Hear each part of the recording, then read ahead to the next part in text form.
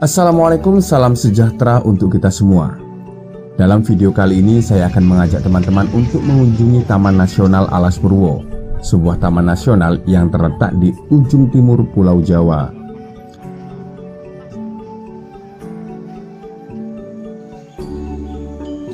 Dengan kekayaan flora dan fauna yang melimpah serta sejarah dan mitologi yang menarik, Alas Purwo menawarkan pengalaman yang tak akan terlupakan. Alas Purwo, yang dalam bahasa Jawa berarti hutan awal, adalah tujuan ideal bagi pencinta alam dan penggemar petualangan. Taman nasional ini mencakup area seluas sekitar 434 km persegi dan terletak di tengah-tengah wilayah hutan tropis yang lebat dan pantai yang indah. Keberagaman ekosistem di Alas Purwo menjadikannya rumah bagi berbagai spesies tumbuhan dan hewan-hewan langka. Legenda dan cerita rakyat Jawa yang terkait dengan Alas Purwo memberikan nuansa magis dan misterius bagi tempat ini. Alas Purwo juga dianggap tempat yang angker dengan cerita mistisnya.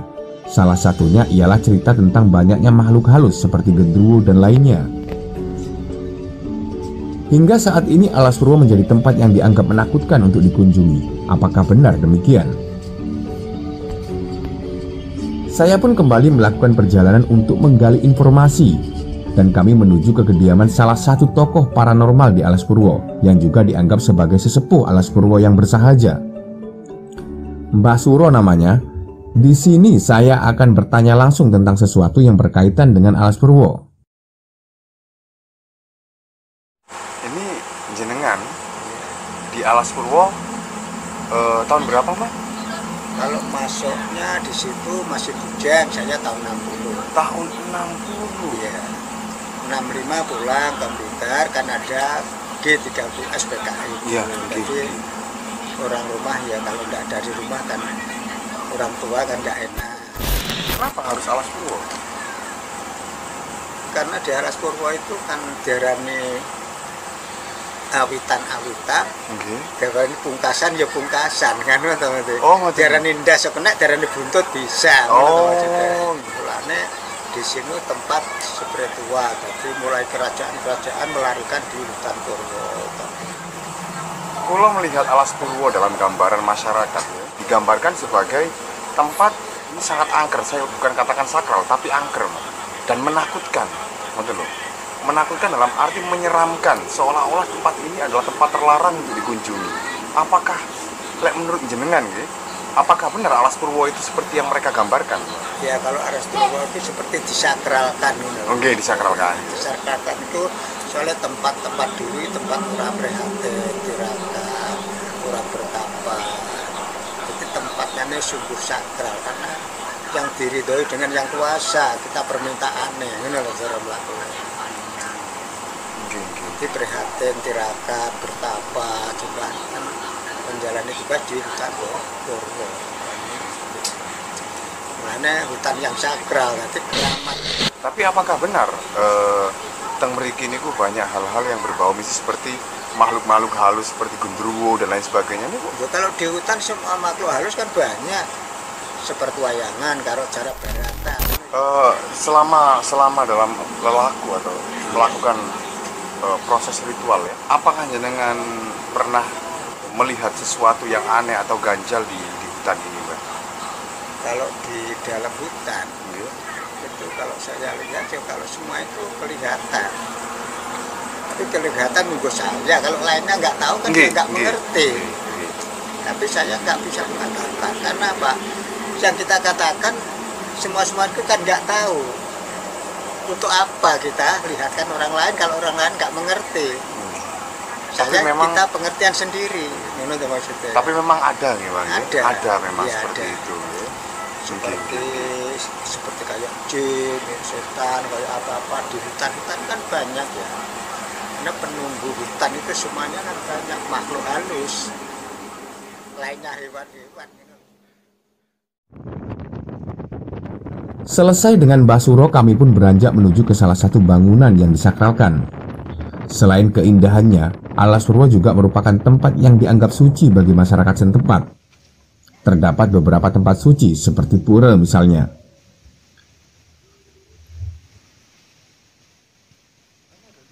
Ini kami sudah tiba di pura, di salah satu pura di Alas Purwo.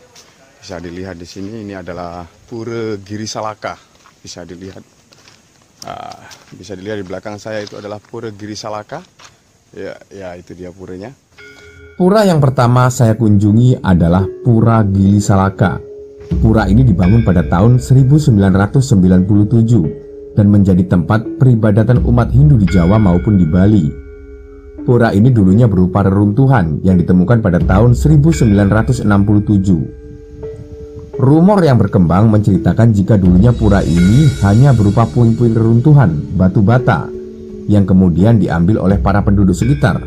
Namun, orang-orang yang mengambil batu bata tersebut banyak yang jatuh sakit. Sampai akhirnya mereka mengembalikan batu bata yang diambil ke tempat yang sekarang sudah dijadikan pura ini, teman-teman.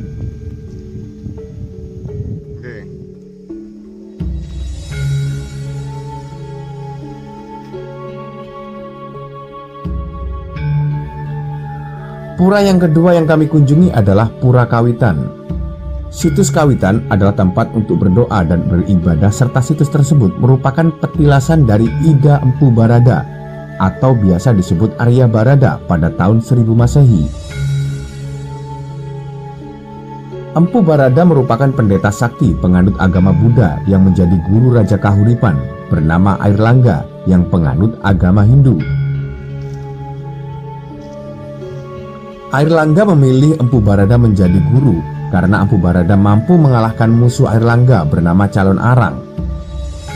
Dan Airlangga berkeinginan untuk turun tahta, kemudian menjadi pendeta dengan berguru pada Empu Barada. Selain itu, Empu Barada juga diberi tugas oleh Airlangga agar mencari tempat-tempat untuk meditasi dan sarana beribadah, juga tempat riset-riset ilmu pengetahuan untuk belajar bercocok tanam. Empu Barada memilih situs Kawitan di Alas Purwo sebagai lokasi yang cocok untuk kegiatan-kegiatan tersebut.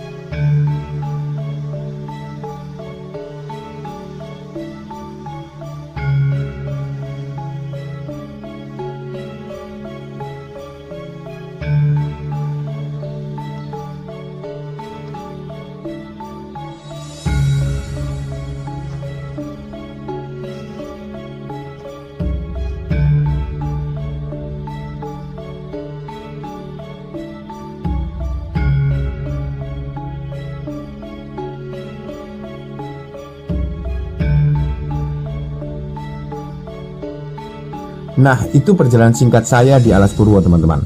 Sampai jumpa di petualangan berikutnya.